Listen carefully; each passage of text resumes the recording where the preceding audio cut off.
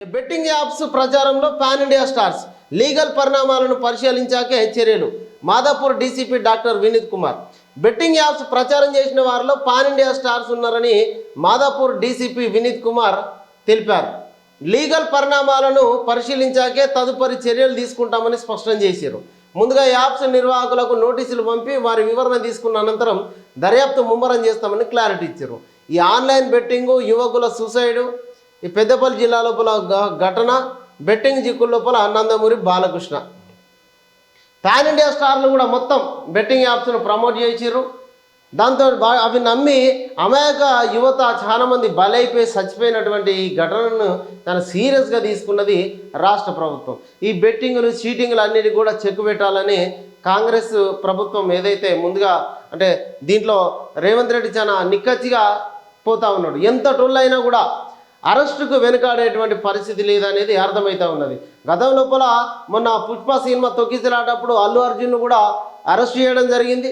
ఆ తర్వాత ఒక్కొక్క యూట్యూబర్లు అందరూ కూడా స్టేషన్కు రావడం జరుగుతూ ఉన్నది. వాళ్ళని కూడా అరెస్ట్ చేసి రిమాండ్కి పంపించేటువంటి అవకాశం కూడా ఉన్నది. ఇది దీంట్లో అన్స్టాపబుల్ ప్రోగ్రాంకు సంబంధించి అది గోపిచంద్కి ఒక ఫోటో, ఒక ఫ్రేమ్ ఇస్తున్నప్పుడు దానిపైన Fun 88 అనే ఒక యాప్ ఉండే, దాన్ని ప్రమోట్ చేస్తున్నట్టుగా ఆహా ఒక ఏది ప్రోమో రిలీజ్ చేస్తే దానిపైన కూడా కేసు వేయడం జరిగింది. దీంతో మళ్ళొకసారి అల్లు అర్జున్ కుటుంబం మళ్ళొకసారి కోర్టు మెట్లు స్టేషన్కు వచ్చేటువంటి అవకాశం ఉన్నట్టుగా తెలుస్తూ ఉన్నది. ఏదేమైనా బెట్టింగ్ అనేది అటువైపు అది కంప్లీట్గా లక్ పైన ఆధారపడి ఉంటుంది. అది సిస్టమే ఆడుతుంది. కాబట్టి మనం ఖచ్చితంగా మన డబ్బుల్ని కోల్పోతాం. కాబట్టి బెట్టింగ్ యాప్స్ను ఖచ్చితంగా ఈ ప్రమోట్ చేసిన వాళ్ళందరూ అప్పుడేదో తెలియక చేసిరు, ఆ తర్వాత తప్పైందని మొత్తం కూడా దండాలు పెడుతున్నారు. కానీ దానివల్ల నష్టపోయినటువంటి యువకులు చాలామంది ఉన్నారు.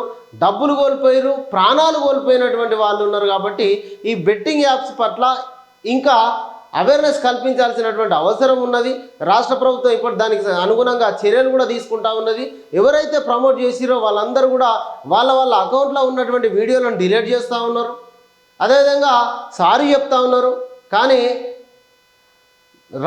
దేశం లోపలనే ఈ బెట్టింగ్ యాప్ల మీద పూర్తిగా బ్యాన్ అయితే ఉన్నది. వాటిని ప్రమోట్ చేయడం కానీ వాటిని వాడడం కానీ చట్టరీత్యా నేరము. ఇప్పటికైనా అవి మొత్తం కూడా క్లోజ్ చేయాల్సిందే.